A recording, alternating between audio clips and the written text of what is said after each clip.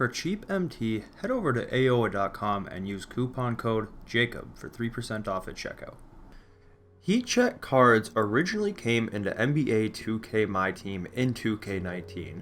There is a lot of speculation that heat check cards will be coming into 2K21 very soon as a new season has started in the game and in the actual NBA.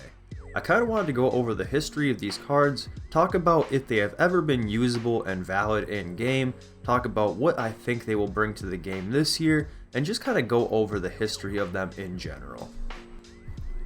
The closest thing that we saw in the early years of MyTeam to heat check cards was in 2K16 when they released dynamic rating cards. These cards had stats that would go up and down based on the player's performance in the actual NBA throughout the year. So if Bradley Beal, for instance, was going on a tear in the league, they would go ahead and up his stats on the dynamic rating cards. If they, for whatever reason, were playing pretty poorly, they would lower the ratings. So people would invest in certain cards, and they would hope for them to play well in the actual NBA, so the ratings would go up on those said cards and the value of them as well. This kind of came to an end pretty quick. This was the only year we saw dynamic rating cards in the game, mostly for the reason that 2K wanted to start to add more cards in the game, more versions of players, and yeah, they just kind of ditched the idea of these cards pretty quickly after 2K16. Finally, in 2K19, the actual heat check cards finally came into the game for the first time. When these cards came into the game, there was quite a bit of speculation on how much they would actually impact the card cycle. What they planned to do with these was have them set so every time a player had a good game or an above average game, these cards would go on fire, quote unquote, for 48 hours, and the ratings for the card would be boosted. The card at its base level was identical to the base card in the game for that card, and then if they had a big game, they would boost the stats of the heat check card for 48 hours.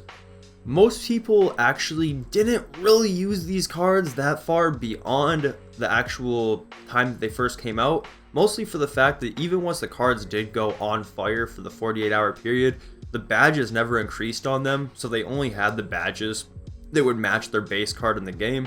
And if you guys play a lot of 2K, you know that the base cards really don't get badges like that. So these cards really didn't impact the game that much. However, they were pretty expensive, mostly because they were just rare.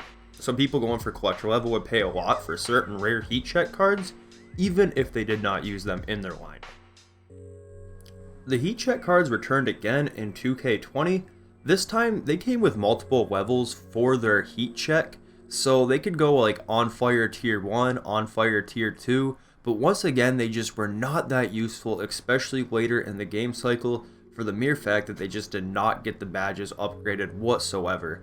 So you would see cards like this, Luka Doncic heat check right here, would be a 91 overall when he's at his fully maxed out level. Or Luke Kennard at his fully maxed out level was literally only 80 overall. So even when these cards had big games, the players themselves in the league had big games, it just really did not impact them enough to make them usable in the actual game itself. But it was more or less the same as the year before in 2K19. People did pay a decent amount of MT for these cards because they were kind of rare and people needed them to be able to obtain the final collector level rewards, which was Galaxy Opal, Anthony Davis, and Dwayne Wade.